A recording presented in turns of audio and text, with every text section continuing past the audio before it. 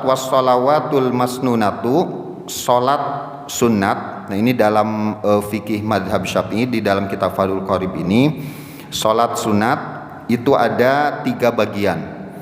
Salat sunat itu wassalawatul masnunatu nanti ada 3 bagian.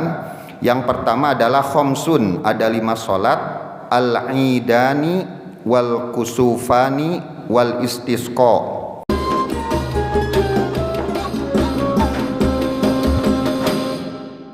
Assalamualaikum warahmatullahi wabarakatuh. Insyaallah pada malam hari ini kita akan melanjutkan bacaan kita dalam masalah fikih dari kitab Fathul Qorib atau Taqrib. Minggu yang lalu kita sudah membahas tentang waktu-waktu pelaksanaan sholat fardu ya. Karena memang di dalam Al-Quran disebutkan inna sholata kanat alal mu'minina kitaban mauquta. Jadi sholat itu adalah satu kewajiban bagi umat Islam, mauquta, kitaban mauquta, kewajiban yang sudah ditentukan waktunya. Nah sehingga karena sudah ditentukan waktunya dan sholat itu berjalan terus gitu ya, maka kemudian para ulama berbeda pendapat tentang qadha ya, tentang qadha sholat. Kalau mayoritas ulama berpendapat bahwa sholat itu tidak ada qadha, tapi ada sebagian kecil yang berpendapat bahwa kalau sholat itu karena suatu hal yang sangat urgen gitu ya dan tidak bisa dihindarkan, kemudian sholat itu tertinggal, maka sholat itu boleh diqadha. Dua-duanya mengatakan karena pentingnya sholat gitu ya. Saking pentingnya sholat, kata ulama pertama, maka kalau ketinggalan tidak perlu diqadha, tidak bisa diqadha. Itu saking pentingnya. Artinya sholat itu mau tidak mau harus dilaksanakan. Nah, kemudian ulama yang kedua mengatakan bahwa saking pentingnya sholat, nah kalau sholat itu sampai tertinggal maka harus diqadha gitu. Jadi sama-sama penting gitu. Mengqadha sholat itu ya seperti misalnya ketiduran gitu ya, kemudian sampai lewat waktu sholat, kita tidur dari jam 1 gitu ya, ternyata bablas sampai bangun maghrib. Nah itu ya sampai jam 6. Nah maka kemudian di situ bagi sebagian ulama itu adalah sholat, langsung sholat begitu bangun gitu ya. Karena dalam salah satu riwayat Rasulullah itu kan pernah setelah selesai satu peperangan kemudian tertidur gitu ya. Kemudian kan para sahabat bangun ketika matahari menyorot mereka, artinya udah agak siang, belum subuh gitu ya, belum subuh. Nah ini kemudian menjadi dalil, lalu Rasulullah bangun dan kemudian sholat bersama para sahabat, sholat subuh. Nah kata para ulama ini adalah qadha namanya gitu ya, maka kemudian sebagian ulama berpendapat tentang adanya qadha. Tapi bahwa intinya bahwa sholat yang 5 waktu itu memang waktunya sudah ditentukan gitu ya, sudah ditentukan. Ya kalau ke wilayah qadha dan tidak, kita usahakan jangan sampai ketinggalan. Paling maksimal itu ya jamak ya. Jadi kalaupun misalnya ada kondisi-kondisi yang kita menyulitkan untuk sholat misalnya, maka bisa dijamak gitu ya, seperti itu. Tapi kalau qadha kita lebih baik dihindarkan karena supaya keluar dari perbedaan pendapat para ulama. Kemudian selanjutnya paslun wasyaraitu wujubis sholati, dan syarat-syarat wajib sholat salah satu asya'a, ada 3 perkara. Al-Islamu, pertama agama Islam, wal bulugu dan balik, wal aqlu dan berakal, wahwa haddut taklif, dan akal itu adalah batas pembebanan suatu hukum. Jadi ini yang terkena sholat itu siapa? 3. Yang pertama orang Islam, yang kedua balik, kemudian yang ketiga adalah yang berakal. Nah, maka ketika ada orang mencakup tiga ini, maka dia sudah wajib sholat. Yang pertama adalah Islam. Ya, Islam memang ini adalah syarat dari setiap ibadah, itu kan Islam. Nah, kemudian di sini ada ikhtilaf para ulama tentang apakah orang yang non muslim itu terkena dosa tidak karena tidak sholat, gitu ya, seperti itu. Nah, sebagian ulama mengatakan tidak, gitu ya, tidak berdosa. Karena apa? Karena dosa kekafiran, gitu ya, dosa kemusyrikan itu adalah dosa yang paling besar, gitu ya. Jadi di situ sudah tercakup semua, gitu ya. Tapi ada Pak, sebagian ulama yang berpendapat bahwa orang kafir pun karena mereka tidak sholat, jadi dosanya akan ditambah, gitu ya. Jadi setiap waktu sholat tidak sholat ditambah, ditambah. Nah, seperti itu. Ada yang berpendapat gitu. Islam. Nah, kemudian tentang Islam ini, kalau ada orang non muslim, orang kafir masuk ke dalam Islam, maka tidak wajib mengqadha sholat. Jadi ada orang mu'alaf, gitu ya, mu'alaf masuk ke dalam Islam. Tapi kalau mu'alaf ini kan masuk Islamnya baru ya. Kalau sudah sebulan, 2 bulan, setahun, 2 tahun, saya kira tidak disebut mu'alaf lagi, gitu ya, kalau udah lama. Jadi masuk ke dalam Islam. Nah, kemudian itu adalah mandi wajib. Jadi yang dilakukan setelah membaca syahadat, kemudian mandi wajib. Ya, mandi wajib untuk menghilangkan kotoran yang ada di badannya. Nah, lalu kemudian sudah kena kewajiban sholat, tidak perlu diqadha, tidak perlu diqadha. Lain halnya dengan kalau orang murtad, ada orang Islam keluar dari Islam, masuk Islam lagi, gitu kan. Kadang-kadang kan ada ya kasus yang seperti itu. Nah, maka kalau para ulama fikih mengatakan selama dia murtad, di tengah-tengahnya itu murtad, maka sholatnya wajib diqadha, gitu, seperti itu. Jadi wajib diqadha. Tapi kalau yang memang awalnya non muslim, walaupun dia misalnya 60 tahun, pas 60 tahun masuk Islam, nah maka sholatnya itu tidak perlu diqadha yang ketinggalan, seperti itu. Iya. Kalau yang udah dewasa tapi belum disunat gimana itu? Dewasa? Masih bisa tapi belum disunat. Ya, sunat itu kan tidak ada hubungannya dengan kewajiban sholat. Iya. Sunat itu kan jadi kalau misalnya ada orang disunat usia 40 tahun. Non-muslim. Kenapa? Non-muslim. Non-muslim. Ya. Masuk Islam. Masuk Islam, Ya, belum disunat. belum disunat. Ya, disunat seketika. Iya. Iya. Cuma kalau sunat itu, khitan itu tidak ada hubungannya dengan kewajiban sholat, Pak. Jadi ini misalnya ya, kalau ada orang Islam dari kecil Islam, dia disunat usia 30 tahun misalnya, ya dia tetap wajib dari sejak balik, sejak usia belasan tahun itu sudah wajib sholat, walaupun dia masih belum disunat, gitu. Jadi sunat itu tidak berpengaruh kepada hukum, sebenarnya begitu sunat itu. Nah, cuma kalau di kita biasanya yang sunat itu, ini kalau di kampung-kampung ya dulu, ya mungkin sebagian di kita juga, pertama yang belum dikhitan itu biasanya kalau sholat itu tidak boleh suka di belakang kan, kamu belum dikhitan di belakang. Itu sebenarnya karena dianggap yang belum sunat itu di katup yang belum dipotong itu ada najis. Nah, sehingga kalau dia sholat di tengah-tengah, itu dianggap dia tuh sholatnya masih dia membawa najis, gitu. Jadi terpotong safnya. Makanya kemudian kalau orang tua dulu kita dikebelakangkan, yang belum sunat itu ditaruh di belakang, karena itu dianggap ada najis. Tapi sebenarnya kalau yang kulitnya itu dibersihkan, gitu kan, itu kan bersih sebenarnya, bersih, jadi tidak najis.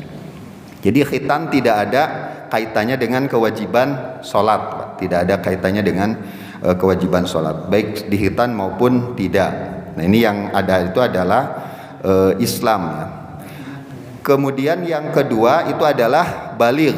Nah, ini baligh ini adalah usia di mana hukum mulai berlaku.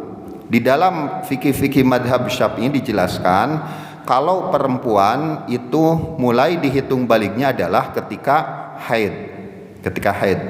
Nah, kalau dulu biasanya di fikih-fikih disebutkan 9 tahun. Tapi bukan 9 tahun. Perempuan itu kalau haid ya pokoknya ini ya head aja gitu kan, begitu head. Nah, tapi sekarang itu kan perempuan usia haid itu semakin cepat ya. Sekarang itu anak-anak kelas 5 atau 6 SD itu sudah banyak yang haid, Pak. Nah, artinya ketika dia sudah haid, maka hukum taklifi sudah mulai berlaku di situ. Artinya dia sudah mulai menanggung dosa dan pahalanya sendiri gitu ketika perempuan itu haid. Nah, kalau laki-laki baliknya itu adalah dengan mimpi berhubungan suami istri. Nah, itu. Jadi kalau seorang anak laki-laki sudah mimpi basah, bahasa kita kan mimpi basah, maka itu sudah balik. Dia sudah berkewajiban melaksanakan segala aturan-aturan syariat. Nah, ini jadi itu balik. Kemudian wal aqlu dan berakal. Nah, ini jadi berakal itu adalah salah satu taklif, syarat taklif. Jadi kalau tidak berakal maka dia tidak kena taklif gitu ya, tidak kena taklif. Nah, ini tentang syarat wajib sholat. Kemudian macam-macam sholat, wassolawatul masnunatu, sholat sunat. Nah, ini dalam fikih madhab Syafi'i di dalam kitab Fathul Qorib ini, sholat sunat itu ada 3 bagian. Sholat sunat itu wassolawatul masnunatu nanti ada 3 bagian. Yang pertama adalah khomsun, ada 5 sholat, al-idani wal kusufani wal istisqa. Pertama, sholat sunat yang dianjurkan gitu ya, bahkan dianjurkan itu pelaksanaannya adalah dilaksanakan secara berjamaah, yaitu 2 sholat Aid, kemudian 2 sholat gerhana dan sholat istisqa. Nah, ini berdasarkan dalil-dalil yang dianggap dalil-dalilnya itu kuat, gitu ya, kuat. Jadi pertama adalah sholat yang mempunyai kekuatan dalil yang sangat kuat dan dilaksanakan secara berjamaah, yaitu sholat Aid, 2 Aid, kemudian sholat gerhana dan sholat istisqa. Kemudian yang kedua ada wassunanut tabi'atu lil faraid, sholat sunat yang mengikuti sholat fardu. Itu ada sab'atu asyara rakaatan, ada 17 rakaat gitu ya, ada 17 rakaat sholat-sholat yang mengikuti sholat fardu gitu ya, sholat atau kita bahasanya sholat rawatib ya, kita sholat rawatib. Walaupun nanti kadang kalau di Indonesia rawatib itu sholat 5 waktu. Ini di masjid ini suka ada sholat rawatib enggak? Itu maksudnya sholat 5 waktu gitu ya. Jadi misalnya musola, di kantor ada musola, suka ditanya, ini di sini ada sholat rawatib enggak? Siapa imam sholat rawatibnya? Nah, itu biasanya imam sholat yang 5-nya 5 gitu ya. Tapi dalam fikih yang disebut sholat rawatib itu adalah sholat yang mengikuti kepada sholat fardu. Nah, itu kadang-kadang memang di kita ini bahasa jadi berubah ya. Musola misalnya, kalau di kita itu musola adalah masjid kecil gitu ya. Musola itu adalah masjid kecil. Kalau dalam fikih, kalau baca kitab fikih, musola itu lapangan, itu disebut musola gitu ya. Jadi sholat di musola berarti sholat di lapangan kalau dalam fikih, Pak. Tapi kalau di kita sholat di musola, sholat di masjid kecil. Kalau masjid yang kecil yang tidak dilaksanakan Jumaah namanya masjid, itu masjid. Kalau masjid yang dilaksanakan Jumat namanya masjid jami. Nah, itu. Jadi ada masjid jami, ada masjid, ada musola. Masjid jami adalah masjid yang dilaksanakan sholat Jumat. Masjid itu adalah tempat sholat 5 waktu tapi tidak dilaksanakan sholat Jumat di situ. Kalau fikih, musola itu adalah lapangan Kalau sholat istisqa, sholat id itu di musola. Di musola itu artinya di lapangan. Nah ini kadang-kadang salah paham yang kita perlu hati-hati gitu. Jadi membaca ini definisinya apa sih gitu. Sholat rawatib, kalau dalam fikih itu adalah sholat yang mengikuti sholat fardu, qobliyah, ba'diyah, itu namanya sholat rawatib. Tapi kalau dalam bahasa sehari-hari gitu ya, jadi kalau ada yang nanya misalnya, Pak di musola ini ada sholat rawatib enggak? Itu artinya ada sholat 5 waktu enggak dilaksanakan. Itu bahasa di kita ya, umum seperti itu. Nah ini ada 17 rakaat. Yang pertama rakaatal fajri, 2 rakaat fajar gitu ya, atau sholat qobla subuh. Atau menurut para ulama ada 2 juga. Jadi sholat fajar dan sholat qobla subuh itu beda. Nah nanti jamaah sekalian jangan heran kalau ada yang berpendapat itu, karena memang dari ulamanya begitu. Ada yang mengatakan sholat fajar itu satu, sholat qobla subuh itu lain lagi. Jadi ada 2. Tapi ada ulama yang berpendapat sholat fajar dan sholat qobla subuh itu sama. Nah itu gitu ya. Jadi ada 2 pendapat. Kemudian wa arba'un qabla zuhri, 4 rakaat sebelum duhur, wa raka'atani ba'dahu, dan 2 rakaat sesudahnya. Ini 2 duhur. Wa arba'un qabla al-asri, dan 4 rakaat sebelum asar, wa raka'atani ba'dal maghrib, dan 2 rakaat setelah maghrib, wa salasun ba'dal isya, dan 3 rakaat setelah isya, yutiru biwahidatin minhunna, kemudian witir dengan salah satu dari 3 rakaat tersebut. Tapi pada intinya sholat rawatib itu kan ada 2, ada yang muakkad, ada yang ghair muakkad. Dari mana adanya pemisahan itu? Kalau yang muakkad itu memang dalilnya secara hadis itu kuat gitu ya, sahih. Istilahnya perawinya itu adalah Bukhari, Muslim, muttafaqun alaih. Itu yang muakkad. Nah yang muakkad ini itu adalah pertama kalau duhur, qobla duhur, dan ba'da duhur. Jadi qobla duhur, qobliyah duhur, ba'diyah duhur. Kemudian berarti 2 ya. Kemudian ba'diyah maghrib itu yang muakkad. Ba'diyah isya dan qobliyah subuh. Gitu ya. Jadi duhur, sebelum dan sesudah duhur, kemudian sesudah maghrib, sesudah isya, dan sebelum subuh. Ada 5. Nah itu yang muakkad.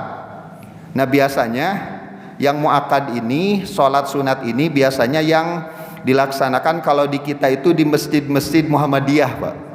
Gitu ya. Jadi duhur, sebelum duhur, ba'da duhur. Bisa 2 atau 4 ya, 2, 4.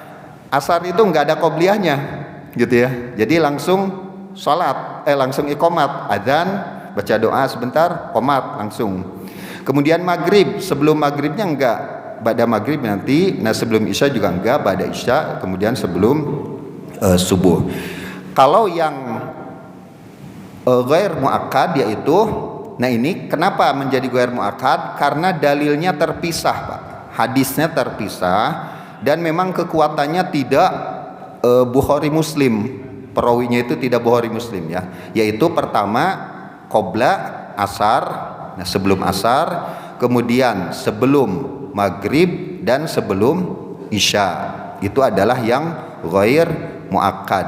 Nah tapi kalau di masjid-masjid secara umum gitu ya, atau kalau organisasinya ya Nahdlatul Ulama, nah itu biasanya sholat muakkad dan ghair muakkad.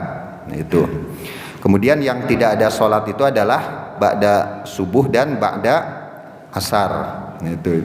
Kadang-kadang ada yang ini juga ya, kalau orang awam sih ya, kadang-kadang ada yang salah juga sholat. Dulu saya masih ingat di masjid ini ada yang sholat ba'da subuh, ditegur oleh almarhum Pak Tono. Jadi ada pemuda, saya ingat sholatnya di sini. Jadi setelah salam sholat subuh, kemudian sholat lagi, lalu panggil sama Pak Tono. Jadi itu tidak ada ba'da subuh dan ba'da asar. gitu ya. Yang ada selain itu ada gitu ya. Jadi laksanakan itu adalah sholat rawatib. Nah, kalau di dalam fikih madhab Syafi'i ini kemudian witir 1 rakaat itu digabung ke dalam sholat rawatib. Jadi dibiasakan. Nah, makanya kalau kita melihat kebiasaan orang-orang tua kita dulu atau para kiai dulu itu biasanya setelah sholat isya gitu ya, nanti ditutup sholat 1 rakaat, sholat witir gitu. Memang karena di kitab-kitab fikih madhab Syafi'i begitu, dan itu yang diamalkan oleh banyak para orang tua kita dahulu gitu ya. Ya mungkin sekarang juga banyak gitu ya, banyak. Jadi oleh para kiai. Jadi setelah sholat isya witir 1 rakaat. Lalu kalau sudah witir, apakah nanti setelah tahajud witir lagi? Nah, ini masuk wilayah perbedaan pendapat. Kalau saya pribadi, kalau masuk wilayah perbedaan pendapat, sebenarnya lebih bagus kalau kita menghindar gitu. Jadi kalau misalnya apakah witir lagi atau tidak, mendingan kita sholat yang tidak ikhtilaf aja. Kan banyak ya, sholat mutlak, sholat tasbih, sholat istikharah, itu kan masih bisa daripada kita masuk ke wilayah yang ikhtilaf gitu ya. Itu adalah sholat rawatib yang mengikuti sholat fardu yang 5 waktu. Kemudian wasalasu nawafila, dan ada 3 sholat sunat muakkadatun yang dianggap kuat, yaitu sholatul laili, sholat malam, sholat tahajud, wassolatud duha, dan sholat duha, wassolatut tarawih, dan sholat tarawih. Nah, ini sholat-sholat yang disebutkan ini adalah sholat-sholat yang dalilnya relatif dianggap kuat gitu ya. Jadi pertama tadi sholat 2 id, kemudian sholat gerhana, kemudian sholat istisqa, lalu sholat rawatib plus sholat witirnya, kemudian sholat tahajud, sholat duha, dan sholat tarawih. Itu adalah sholat-sholat sunat yang menurut pengarang ini dianggap sebagai dalilnya itu relatif kuat. Tapi di luar itu banyak juga sholat-sholat yang lain gitu ya, sholat-sholat yang lain yang sebenarnya sudah biasa dan sudah populer di kita, seperti misalnya sholat istikharah gitu ya, sholat istikharah. Nah, itu kan dalilnya kalau misalnya kita memilih sesuatu maka sholatlah 2 rakaat lalu membaca doa istikharah. Nah, itu jadi maka kemudian dikatakan sholat istikharah. Lalu nanti ada sholat hajat. Kalau seseorang itu perlu hajat, perlu ada satu kebutuhan, maka sholatlah 2 rakaat memohon kepada Allah. Lalu sholat apa itu? Sholat hajat. Tapi memang dari sisi kekuatan hadisnya tidak sekuat sholat-sholat yang tadi, sholat hajat, kemudian sholat tasbih. Nah, ini ya, ada juga sholat tasbih. Sholat tasbih itu kalau bisa seumur hidup sekali gitu ya. Kalau memungkinkan setahun sekali, kalau bisa lagi sebulan sekali, kalau enggak seminggu sekali, kalau bisa setiap hari. Ini seperti itu sholat. Kemudian sebenarnya banyak sholat-sholat sunat ini walaupun dalilnya memang tidak kuat gitu ya. Terutama biasanya diamalkan oleh para pengamal torikat gitu ya. Jadi ada sholat misalnya dari sholat kalau malamnya itu ya sholat tahajud, kemudian sholat tasbih, kemudian sholat istikharah, nanti sholat lidaf'il bala, nanti sholat syukur wudu, nanti kalau pagi-pagi ada sholat isyraq, nanti sholat isti'adzah, nanti sholat isti'anah, itu banyak. Nanti masuk sedikit lagi sholat duha, ada sholat syukur nikmat, itu banyak ya. Kemudian nanti masuk duhur, asar, maghrib. Nah, nanti maghrib ada sholat hibdul iman, ada sholat birrul walidain, ada sholat awabin, banyak sekali Pak. Gitu ya, sholat-sholat yang memang dalilnya tidak sekuat yang tadi, tapi ada gitu ya, ada dan biasanya terutama diamalkan oleh para pengamal thariqah gitu, para thariqah. Dan para ulama terdahulu ternyata Pak kayak Imam Asy-Syafi'i, Imam Malik, Imam Ahmad bin Hambal, itu mereka juga ternyata adalah pengamal thariqah gitu ya. Kenapa sholatnya aja banyak? Kita kan bisa membayangkan itu sholat apa sebenarnya. Ternyata itu adalah sholat segala macam dilaksanakan oleh para imam tersebut gitu ya. Itu jadi sholat-sholat sunnah ini sangat banyak. Hampir setiap gerakan kita itu ada sholatnya sebenarnya. Jadi kalau bapak-bapak mau apa itu ada sholatnya gitu ya. Jadi ada kebutuhan, ada sholatnya. Ketika dihadapkan pilihan, ada sholatnya. Jadi setiap, bahkan kalau mungkin sekian jam sekali itu ada sholatnya gitu ya. Dari sejak pagi sampai menjelang tidur lagi, itu ada sholat yang bisa kita laksanakan seperti itu. Nah ini tentang sholat syarat wajib sholat dan sholat sunnah. Mungkin kalau ada yang ditanyakan terlebih dahulu Pak sebelum dilanjutkan, silakan. Iya, Pak Yanto. Ya. Hukumnya wajib atau Sholat apa? sunnah? Hukumnya wajib. Sholat sunnah. Sholat sunnah hukumnya wajib. Iya, sholat sunnah hukumnya Pak. Hukumnya wajib. Ya? Hukumnya wajib. Kalau apa? Sholat sunnah. Sholat sunnah ya hukumnya sunnah. Sholat wajib itu kan yang wajib itu cuma 5 waktu. Nah, yang 5 waktu ya. Nah cuma ini Pak, nanti kalau khawatir ya ada yang menyampaikan. Jadi kalau dalam madhab Hanafi itu fardu dan wajib itu beda, gitu ya. Kalau dalam madhab Hanafi itu sholat witir wajib. Nah, tapi kalau yang 5 itu namanya sholat fardu dalam madhab Hanafi bedanya. Tapi sebenarnya yang diwajibkan itu cuma 5 Pak. Jadi yang yaitu zuhur, asar, maghrib, isya, subuh, itu aja. Kalau yang lain adalah sunnah. Nah cuma yang sunnah ini adalah untuk meningkatkan amal kita gitu ya. Kalau dalam tasawuf itu ada ungkapan summat taraqi bitawaddudi. Setelah kita melaksanakan yang wajib, kita tingkatkan karena kecintaan kita bin nawafili dengan amalan-amalan sunnah liyahuzahubbahu untuk mendapat kecintaan Allah gitu ya. Jadi selain yang fardu juga yang sunnah. Jadi itu sunnah Pak, sunnah. Assalamualaikum Pak. Iya, Waalaikumsalam Pak. Saya ada bertanya, kalau kita dalam perjalanan ini, Iya. kebetulan kita tidak tempat jamak gitu. Jadi Pak, biasanya kita sholat asar, perkiraan kita mungkin kita bisa nyampe ke rumah, bisa sholat di rumah. Ternyata keadaan jalanan kita nggak tahu, macet. Nah terus ini waktu kita mau habis, saya mau kita sholat di mobil itu maksud saya sah nggak atau kita harus diulang lagi setelah maghrib kita sholat di kodok atau gimana? Yes, baik. Sebenarnya kalau memungkinkan sih ya dipaksa turun Pak. Kalau memungkinkan ya Iya, kalau misalnya kondisi ada masjid dan sebagainya gitu kan itu bisa. Nah kalaupun misalnya dilaksanakan secara, nah di sini ada nih nanti di selanjutnya. Jadi ketika seseorang itu memang karena satu dan lain hal tidak bisa melaksanakan sholat secara sempurna, maka kerjakan aja dulu, tapi nanti harus diulang. gitu ya. Jadi bisa dikerjakan terlebih dahulu tapi kemudian nanti sholatnya diulang. Nah itu kalau dalam bahasa ulama fikih itu adalah sholat lihurmatil wakti gitu ya, sholat karena untuk menghormati waktu seperti itu.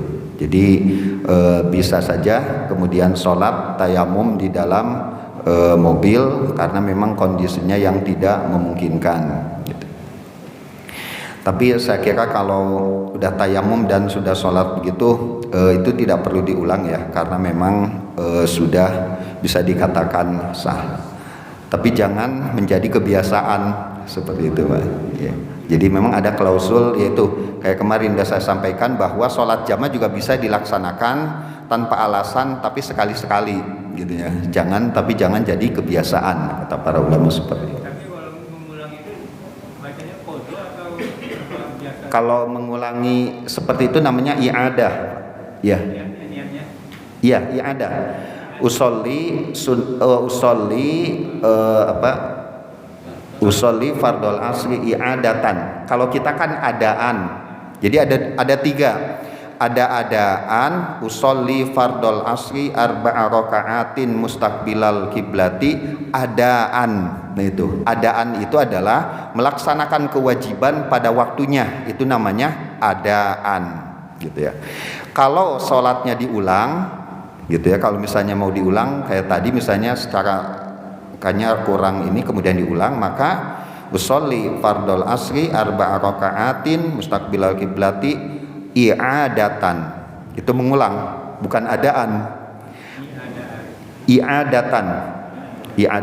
Nah, kalau mengqadha kayak tadi misalnya sholat subuh kesiangan, bangun udah jam 8, maka sholat subuh, maka di situ usolli fardhos subhi raka'ataini mustaqbilal kiblati qadhaan. Itu qadhaan, itu mengqadha namanya, gitu ya, seperti itu. Jadi ada adaan, ada i'adatan, ada qadhaan. Kalau adaan melaksanakan pada waktunya, kalau i'adatan mengulang. Ada yang misalnya sholat Jumat yang suka sholat duhur lagi ya Pak, ada yang suka begitu. Selesai sholat Jumat lalu kemudian sholat duhur lagi. Nah maka sholat duhurnya itu adalah i'adatan. Nanti niatnya adalah i'adatan, mengulang. Kenapa mereka sholat duhur lagi? Karena berpatokan ke madhab Syafi'i, agak ketat berpatokannya. Pertama, kalau jamaahnya dirasa kurang dari 40 yang dianggap memenuhi syarat. Karena 40 itu bukan sembarangan. Pertama, orang yang dikatakan orang soleh lah gitu ya, bukan orang fasik gitu ya. Kemudian orang yang paham agama, itu 40-nya itu seperti itu. Karena dirasakan jangan-jangan nggak sampai 40, maka mereka sholat duhur. Kemudian yang kedua, kalau dalam hadap Syafi'i, sholat Jumat itu tidak boleh dilaksanakan ada 2 sholat Jumat di satu desa. Nah, di kita ini kan depan sedikit aja udah ada sholat Jumat. Makanya mereka kemudian diulang lagi sholat duhur. Itu namanya i'adatan. Jadi niatnya ya usolli fardhu duhri i'adatan, karena mengulang dari sholat Jum'ah, seperti itu. Baik, masih ada yang ditanya? Ya, silakan. Zaman dahulu waktu kita muda, kadang-kadang kita mengabaikan atau melalaikan sholat wajib, Ustaz. Ya. Nah, apakah itu ada penggantinya saat ini atau bagaimana? Karena waktu saya di kantor kita berjamaah, sudah selesai orang itu, tiba-tiba ada jamaah baru lagi, dia ikut lagi, Ustaz. Apakah itu kita boleh mengganti yang sholat yang telah kita tinggalkan, bagaimana? Ya, ya tergantung tadi ya ulama. Tapi kalau mayoritas ulama, kalau memang sholat yang tertinggal sejak kita balik, dulu kita kadang-kadang bolong sholatnya gitu, ya udah itu di taubat aja gitu ya, taubat aja. Nah salah satu solusinya adalah perbanyak sholat sunnah, itu untuk menambal.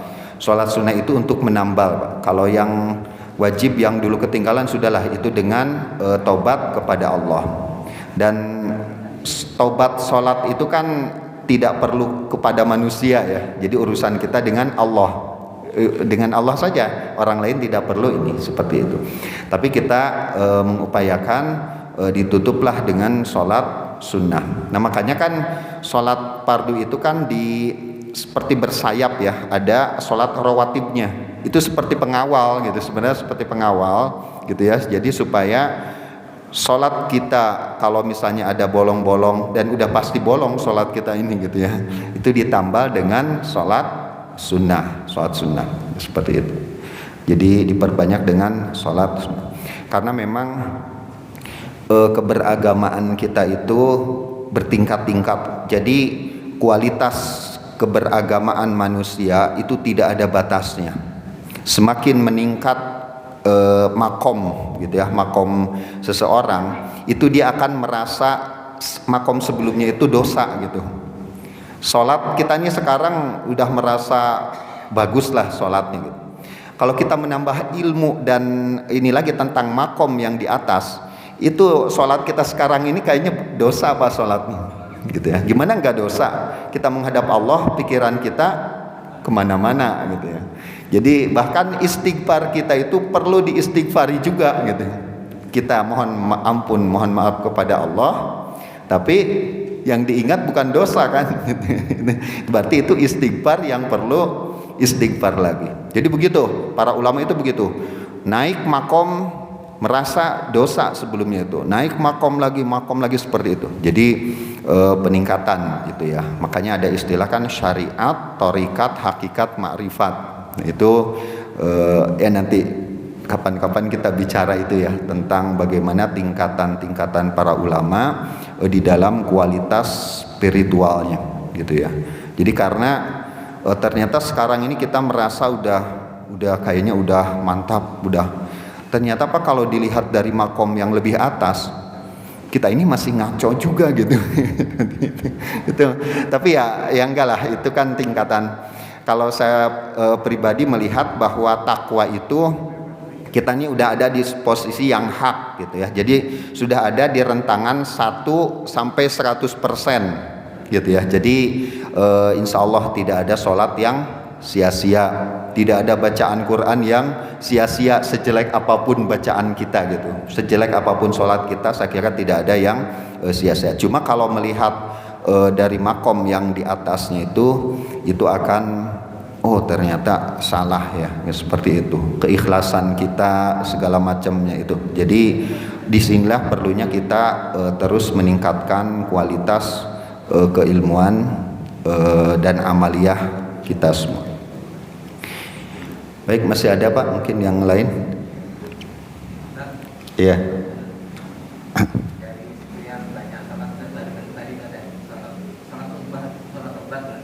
Ya. Baik, sholat tobat itu jadi, nah ini sholat tobat juga sholat tobat kemudian sholat hajat itu memang karena tidak disebutkan di dalam hadisnya itu sholat gitu. Jadi siapa yang melakukan satu dosa lalu kemudian sholat kepada Allah gitu ya, maka kemudian begini. Nah kemudian maka para ulama menyebut ini sholat apa? Sholat taubat gitu. Jadi dikatakan sholat taubat. Walaupun kelompok-kelompok tertentu di umat Islam ada yang tidak menyebutkan sholat hajat, nggak ada sholat hajat gitu, nggak ada sholat taubat itu nggak ada gitu, karena memang dalilnya itu tadi tidak kuat Pak. Nah makanya kalau dalam kitab fikih ini dalil sholat sunat yang kuat, nah maka disebutkan sholat sunatnya ini. Tapi kalau sholat sunat yang lain memang dalilnya agak tidak kuat. Tapi walaupun seperti itu tidak apa-apa untuk kita amalkan, sebenarnya itu untuk fadhailul a'mal tidak apa-apa. Jadi kalau kebiasaan melihat kebiasaan para ahli sufi gitu ya, para ahli thariqat itu ya sholat sunat semuanya dikerjakan Pak. Sholat tobat, sholat hajat, lidafil bala, itu tadi dari subuh sampai banyak sholatnya itu banyak gitu ya. Jadi banyak. Nih, jadi memang di hadisnya begitu Pak. Jadi siapa yang melaksanakan dosa lalu sholat 2 rakaat, nah, seperti itu bahasanya. Begitu. Nah kemudian berkenaan dengan tobat ini juga ini mesti teringat ya. Di kita ini kan ada kebiasaan ya, kalau katakanlah mendoakan orang yang meninggal atau misalnya malam Jumatan itu kan ada bacaan ila hadratin nabiyil mustafa, seperti itu ya, ila hadratin nabiyil mustafa Muhammadin sallallahu alaihi wasallam. Nah ini dalilnya itu dari Al-Quran tentang masalah tobat. Jadi walau annahum idzalamu anfusahum ja'uka fastaghfirullaha wastaghfaralahumur rasulu lawajadullaha tawwabar rahima. Jadi para sahabat itu kalau mereka berbuat zalim, artinya berbuat kesalahan, mereka datang kepada Rasulullah lalu minta dimaafkan, istilahnya minta dimohonkan ampun kepada Allah oleh Rasulullah. Itu kalau modelnya kalau sahabat begitu, Pak. Jadi walau annahum idzalamu anfusahum ja'uka, kalau mereka berbuat dolim datang kepada Rasulullah gitu ya, kemudian fastaghfarullah, lalu minta ampun kepada Allah. Jadi dipimpin oleh Rasulullah gitu ya. Lalu ayat itu kalau sekarang Rasulullahnya tidak ada, masih berlaku enggak? Gitu. Jadi kalau dulu orang dosa merasa bersalah datang kepada Rasulullah, ya Rasulullah mintakan ampun kepada Allah gitu ya. Kalau sekarang kita taubat, kita langsung gimana? Ayat ini udah enggak berlaku. Maka kemudian kata para ulama, nah maka salah satunya kalau kita ingin bertobat itu ila hadratin nabiyil mustafa, kehadirat nabi. Artinya itu seperti kita datang kepada nabi, lalu baru kemudian zikir dan istighfar kepada Allah. Itu jadi sebenarnya ila hadrati itu mengamalkan daripada ayat tersebut gitu. Jadi itu Pak, salat taubat itu sholat taubat sama dengan sholat hajat, itu sama juga. Ada yang mengatakan tidak ada sholat taubat yang disebut sholat taubat, sholat hajat itu tidak ada gitu ya. Jadi karena di situ hanya disebutkan sholat, artinya berdoa kepada Allah ya. Tapi kita laksanakan saja gitu ya, sholat sunat, insya Allah lah. Kalau itu kan fadhailul a'mal dan memang ada dari para ulama dari dalilnya ya. Baik, ada lagi yang ditanyakan? Iya. Kalau sholat itu syarat dan rukunnya terpenuhi, apakah diterima atau tidak, atau misalnya hanya sholat yang khusyuk aja yang diterima? Baik. Kalau nggak diterima itu apa? Dosa kecil apa itu? Iya. Waalaikumsalam. Jadi sholat itu atau ibadah, semua ibadah itu ada dua. Pertama ada sah, yang kedua diterima dan tidak. Nah sebenarnya kalau tugas kita itu hanya menjadikan amal itu sah sebenarnya. Sah itu dalam pandangan fikih, Pak. Jadi kalau sholat ya sesuai syarat dan rukunnya, kemudian nanti ditambahkan dengan ya penghayatan khusyuknya ya, ditambah dengan khusyuknya. Kalau diterima atau tidak, nah itu adalah urusan Allah.